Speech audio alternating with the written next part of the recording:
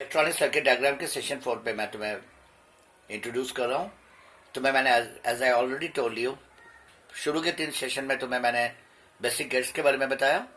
फिर उस हिसाब से मैंने तुम्हें उसके करस्पॉन्डिंग ट्रुथ टेबल कैसे लिखने होते, ड्रॉ करने होते, इलेक्ट्रॉनिक सर्किट्स कैसे बनाते, उसके बेसिक बताया।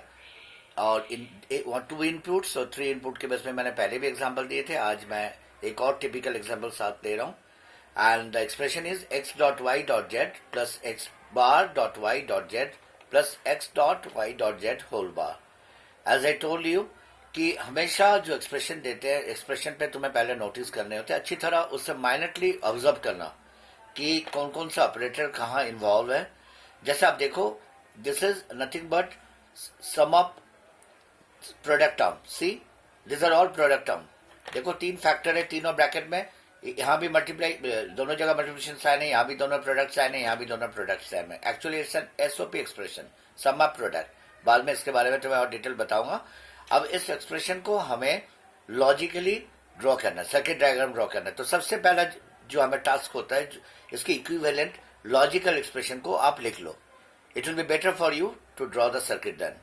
तो हमें पता है, already we know, dot operator stands for and gate. उसी हिसाब से हमने this is it becomes X and Y and Z, क्योंकि दोनों जगह डॉट है। Plus becomes or, you know plus means or. Then X bar, see the difference, X bar X के ऊपर कंप्लीमेंट है, बिकॉज ऑफ दैट तुम लिखोगे not X. And Y and Z, यहां भी प्लस के अगेंस्ट में और आ गया एक्स एंड। अब देखो वाई डॉट जेड पे होल बार है, दैट मीन्स आप अच्छी तरह जानते हो डॉट स्टैंड करता है एंड के लिए, बट उस कंप्लीमेंट होने के कारण ये नैंड गेट, आपको पता है एक नैंड गेट करके एक यूनिवर्सल गेट है, और नैंड गेट यहाँ यूज होने वाला है। ओके, अब हमने लॉजिकल एक्सप्रेशन बना लिए। अब इसके करस्पॉन्डिंग सर्किट हम ड्रॉ करते हैं। क्योंकि हमें पता लग रहा है कि 3 करके इनपुट है और 3 अलग अलग टर्म है हमारे पास, और उनके फिर आगे सबमिशन होना है। Because of that ideal way to represent your circuit like this.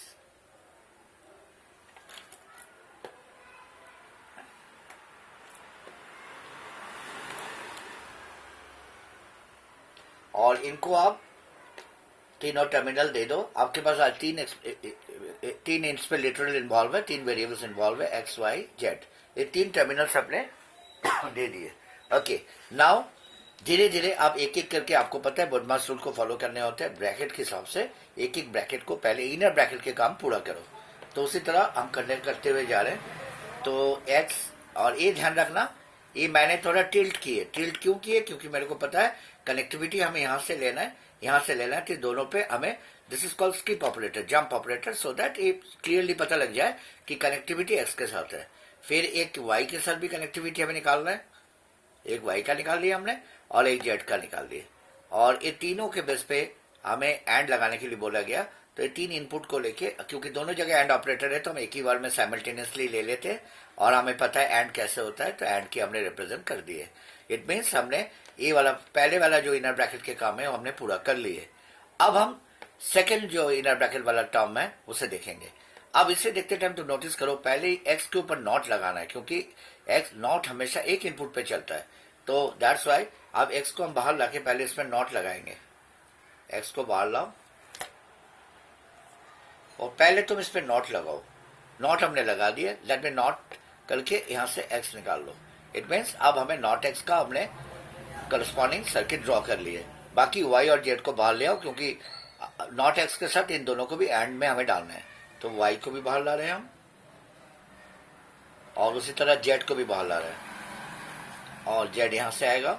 और आपको पता है इनमें भी एंड ऑपरेटर है, तो आप इस पे एंड लगा दो। एंड इस तरह आपको सेकेंड वाला टर्म के भी अपने इक्विवेलेंट सर्किट बना लिए। अब थर्ड पे ध्यान दो, थर्ड टर्म पे अब दोबारा एक्स एंड, बट अब तुम्हें ध्यान रखना है वाई और जेड के आगे पहले इनर ब्रैकेट वाला काम करो। वाई और जेड में नैंड ऑपरेशन है, दैट्स वाई वाई और जेड वाला काम, एक्स को भले ही तुम बाहर लाके एक्सटेंड करके रख सकते हो, बट पहले ये वाला ऑपरेट करोगे, फिर उसके साथ एंड लगाओगे। एक्स को मैं वैसे बाहर ला रहा हूँ क्योंकि एक्स प्रायोरिटी में सबसे ऊपर है, तो दैट्स वाई मैं एक्स को ला रहा हूँ, बट एक्स वाला काम मैं बाद में करने वाला हूँ। वाई और जेड में जो नैंड है अंदर वाला काम मैं पहले करने वाला हूँ। तो मैं वाई को भी बाहर ला रहा हूँ, यहाँ से वाई बाहर आ रहा है और यहाँ से जेड बाहर आ रहा है। अब इन दोनों को मैं बाहर लाया हूं और इनके ऊपर नैंड ऑपरेटर लगना है। सी एंड उसके ऊपर कॉम्प्लीमेंट है, because of that it becomes NAND. आपको पता है नैंड कैसे होता है, मैंने पहले ही तुम्हें सेशन में करवा रखा है। नैंड इस तरह रिप्रेजेंट होता है, एंड के आगे एक बबल, ये नैंड हो गया। अब आपको पता है इन तीनों के बीच में अब एक्स अलग रहेगा और इन दोनों के बीच नैंड लग गया। अब एक्स के साथ इनके एंड ऑपरेशन करना है, तो अब हम यहाँ एंड ऑपरेशन दोबारा कर रहे हैं।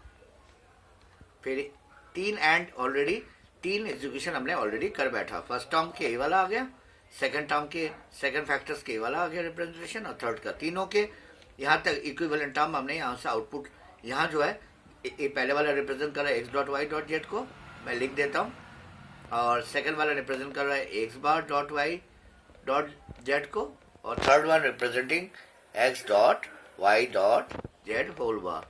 अब आपको पता है इन दोनों के बीच में, इन तीनों फैक्टर के बीच में फिर प्लस ऑपरेशन है, जिसे प्लस को रिप्रेजेंट हम और से करते हैं, तो और को हमें करना है। बट सबसे पहले थोड़ा सिमेट्री रखने के लिए इनको थोड़ा मैं अंदर की तरफ ले आता हूँ, अदरवाइज क्या होगा, अदरवाइज आपके सर्किट डायग्राम काफ़ी ज़्यादा वॉल्यूमनस हो जाएंगे, इनलार्ज हो जाएंगे। दैट्स वाई इसे थोड़ा सिमेट्रिक रखने के लिए मैं अंदर लेके फिर अब इसके आगे मैं और डाल रहा हूँ, और के रिप्रेजेंटेशन आप जानते हो, और इस तरह होता है, और this is the equivalent output, ये आपका फाइनल आउटपुट है।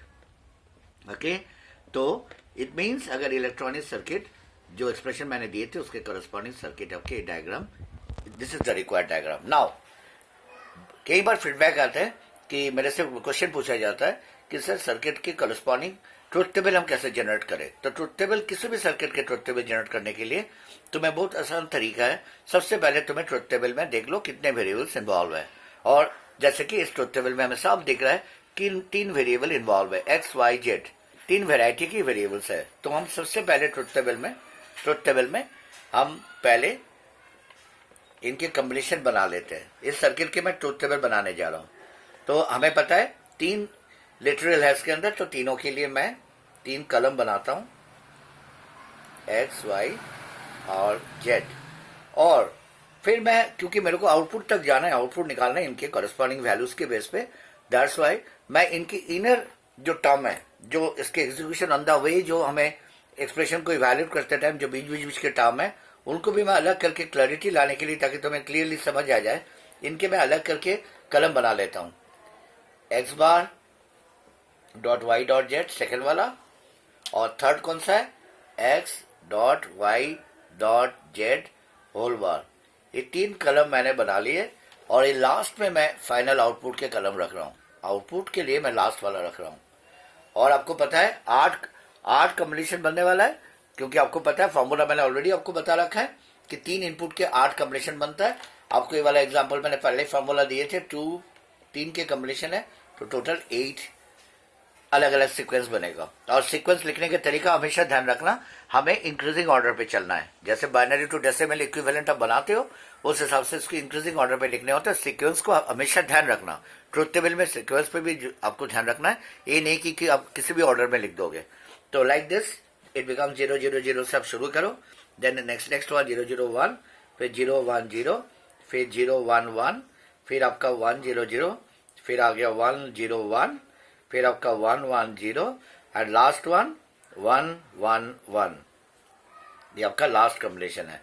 और आप देखो इन टोटल 1 2 3 4 5 6 7 8, और इनको करते वक्त थोड़ी बहुत आपको एक एक माइनरली करना। जब एक एक रो को करोगे तो उस रो के करस्पॉन्डिंग वैल्यूज पे ध्यान देना, किसी और पे ध्यान मत देना।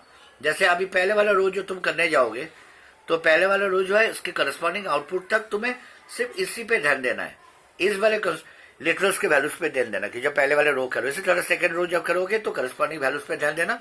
तो हम फर्स्ट रो में हम क्या देख रहे हैं, तीनों पे 0 है, एक्स पे 0, वाई पे 0, जेड पे 0, तो इसके मल्टीप्लीकेशन 0 ही होगा।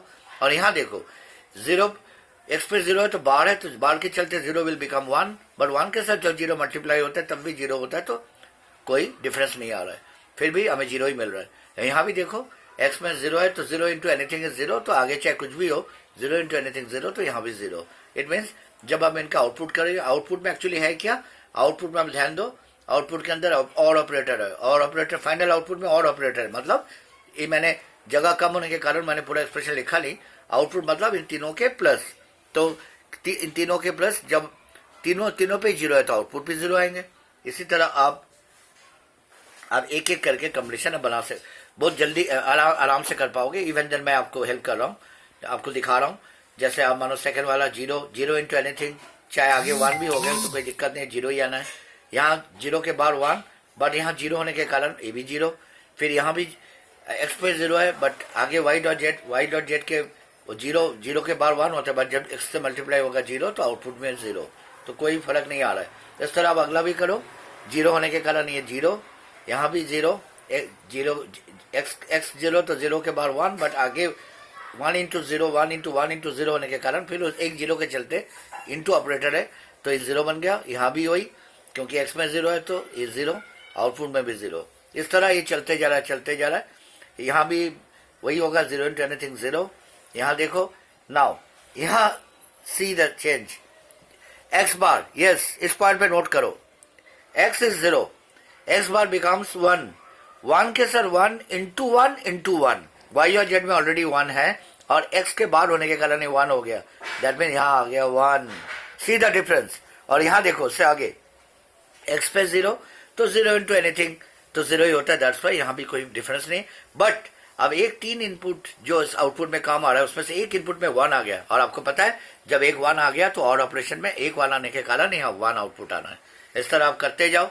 इससे अगला वन इंटू जीरो फिर जीरो, फिर ये वन बार के कल चलते एक्स के बाद जीरो हो गया तो जीरो इंटू एनीथिंग जीरो, यहाँ भी कोई डिफरेंस नहीं है।